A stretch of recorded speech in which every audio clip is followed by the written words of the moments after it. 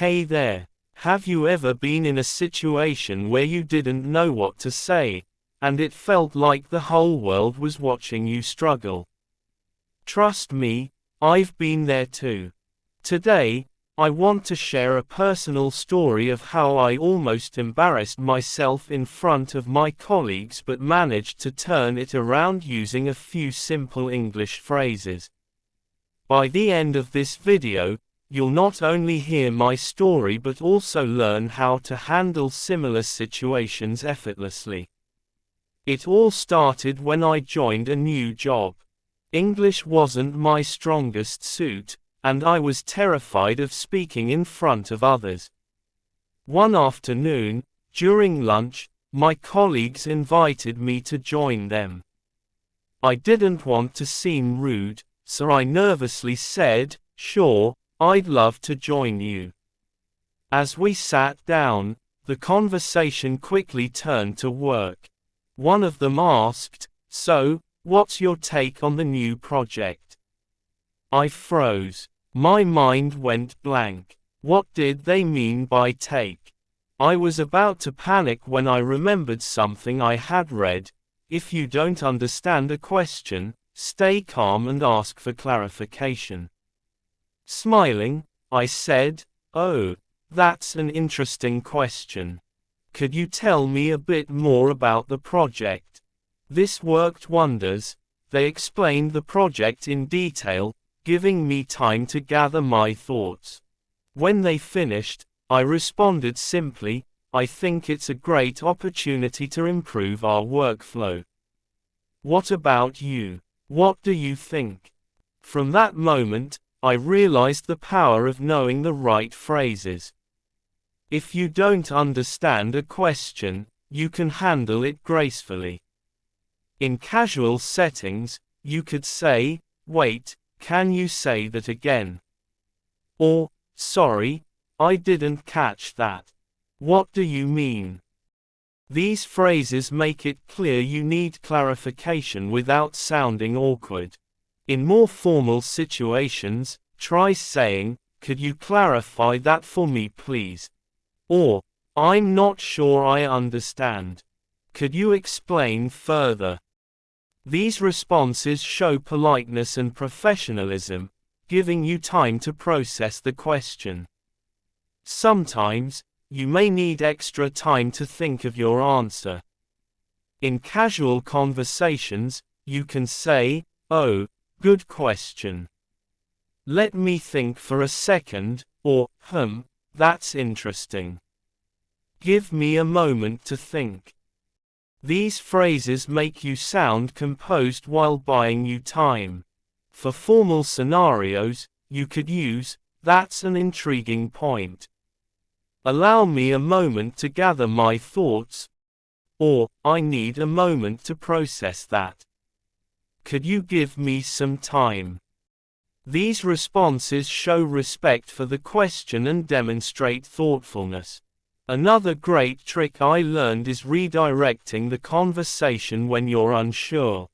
For instance, if someone asks you a tricky question, you can casually say, "What do you think about it?" Or, "Oh, interesting. I'd love to hear your thoughts first." In formal settings, you could say, "That's a great perspective. I'd appreciate hearing your opinion before I share mine." This approach not only gives you time but also shifts the focus gracefully. The lunch conversation eventually shifted to lighter topics like hobbies, weekend plans, and favorite movies. While I was initially nervous, I quickly picked up some helpful phrases. For example, when talking about weekend plans, you can casually say, "I'm just going to chill at home," or formally, "I'm planning to spend some time relaxing at home." If someone shares their plans, you can respond with, "That sounds fun." Or, "Oh, nice. Enjoy yourself." In formal conversations, you might say, "That sounds wonderful.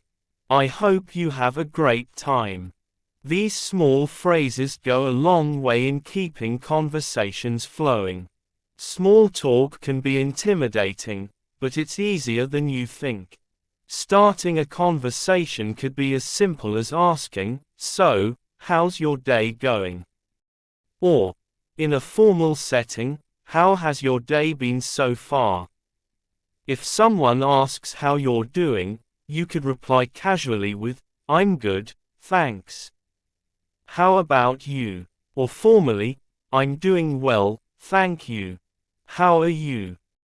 And when you don't have much to say, simple responses like, "Yeah, same here," or "That's similar to what I've been doing," can keep the interaction going. Of course, there were awkward moments too. At one point, the conversation paused, and everyone was silent. I panicked but quickly remembered it's okay to break the silence.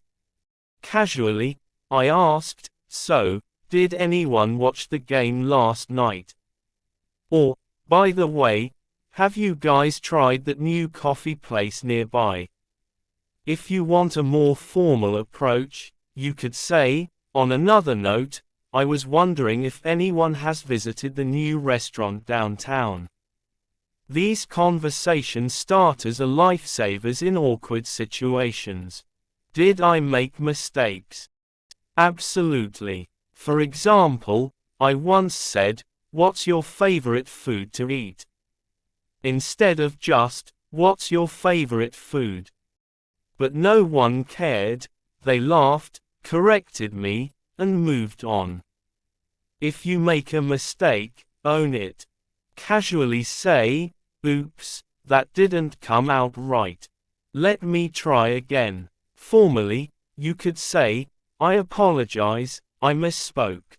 Let me rephrase that." When someone corrects you, acknowledge it with, "Oh, got it. Thanks for letting me know," or formally, "Thank you for the clarification. I'll remember that." By the end of that lunch, I learned an important lesson: English isn't about perfection, it's about connection. People appreciate your effort, and every conversation is an opportunity to improve. So, if you've ever been nervous about speaking English, remember, it's okay to make mistakes as long as you keep trying.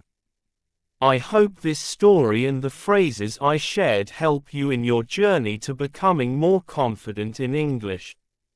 If you've ever faced a similar situation, share it in the comments below. I'd love to hear your story. And don't forget to like, subscribe, and share this video with someone who's learning English. See you next time.